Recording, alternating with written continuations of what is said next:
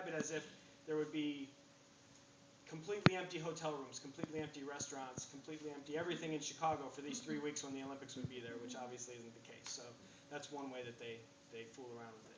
But so this kind of reminded me of that. Well, how different would Chicago be if it had the Olympics? I don't know. It might be worse off. Shelby, similar situation, obviously on a much smaller scale, but they, imagine themselves skyrocketing to this relatively major city. And even if this had been a success, it's hard to imagine that it would have changed much of the course of the history of that town. Mm-hmm. Follow up on his question about how you got involved.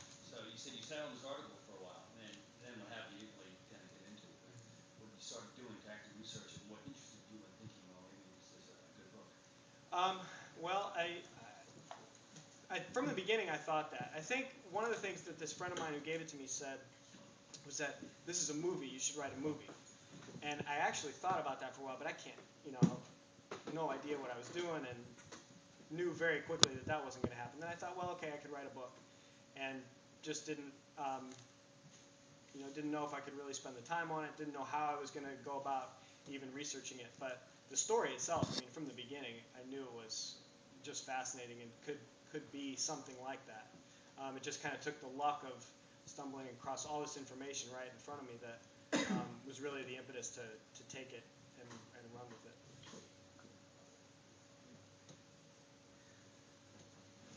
Did you get a sense from your research about the nature or the character of Molumby or that crew out there? I mean, D.W. Gregory, she paints a very sort of honest American Pie kind of picture of the characters in her script. Did any of your research lead to either confirm or to contradict that sort of understanding? I think that's fairly accurate. I think there were certainly no kind of con men in the Kearns mold or anything, which is also very accurate.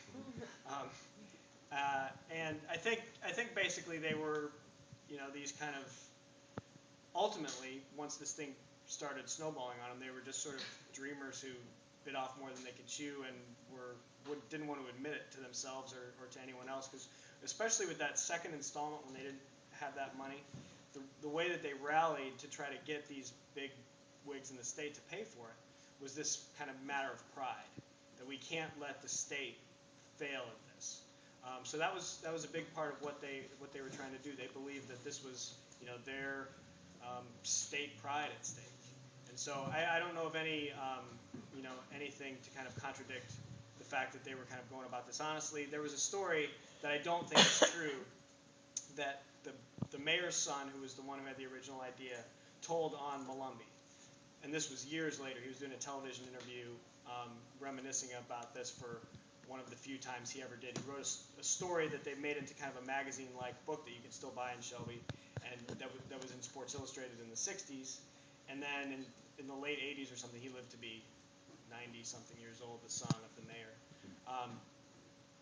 Said that the story as he understood it was that Kearns got Molumby in this hotel room in Chicago, wined him and dined him, got him so drunk, basically, that he just laid this $300,000 contract in front of him and had him sign. And he said the first he heard, the mayor's son said the first he heard of this $300,000 guarantee was he was sick in the hospital at the time this was signed, May of 23. And he read it in the newspaper, the blaring headlines that Dempsey's coming to Shelby, the fight's on. And then it says $300,000 guarantee, and he's just shocked. Can't believe that. He was no more than $200,000. That was the limit. Can't believe how this could have happened. And then he tells this story that, well, the manager of the hotel tells me that there was quite a party going on that night, and so he puts two and two together and figures out this is how it happened. But in researching this, that number was in the paper well before this. I mean, Kearns might have made it up. I wouldn't be surprised if he did, but it was publicized for a long time, several days at least, leading up to the final contract being signed. And even in those few days, it was dicey whether that contract ever would be signed. So they had plenty of time to say, no, this is way too much, and they didn't do that. So that's the only thing I ever heard that there was anything sort of untoward about from the Shelby side of it about how this happened, and I don't even think that's true. I think it might be interesting for folks who haven't read the book to get some information about what happened to Gibbons and Kearns Dempsey after this. Right. Gibbons is an interesting character. He was this kind of workaday fighter. Basically, his brother was a great middleweight fighter, and like him, sort of was close to a championship and never won one. And he was in his brother's mold a little bit, kind of a technical fighter. Could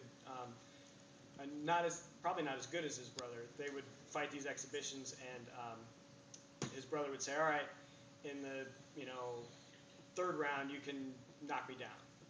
And he said, "Okay, so when do I get to knock you down? Or when do you get to knock me down?" He said, "Well, anytime I want." So his brother was really good, and Tommy Gibbons was trying to kind of live up to that.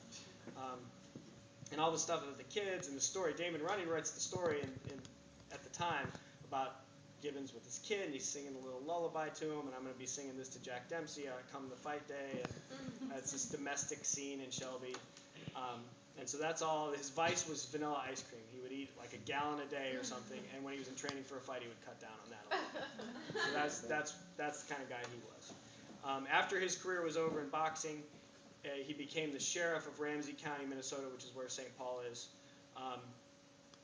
Basically uncontested for 25 years, held that job, did stuff like, set up these hunting programs for kids so that, they could be on the straight and narrow and that kind of thing.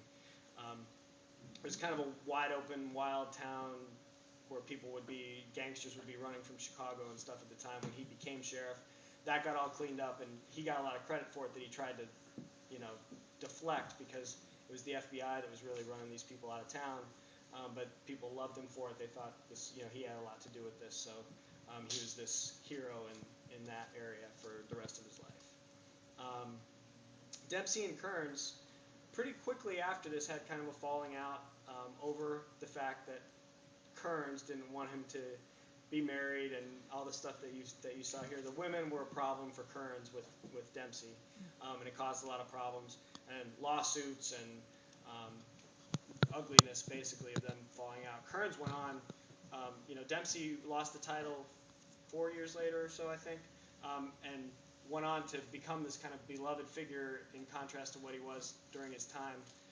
When he lost the title, he said something to the effect of he was kind of stopping for the first time to really listen to the cheers, and he thought it was kind of the first time the people were really cheering for him.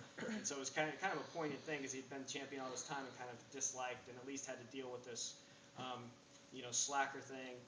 And then now he kind of felt like, now that he was done, people sort of respected him in the career that he had. And Kearns tells a story in his book, which is a great. It's called The $1 Million Gate, his autobiography. If it exists anywhere, you should read it. It's probably all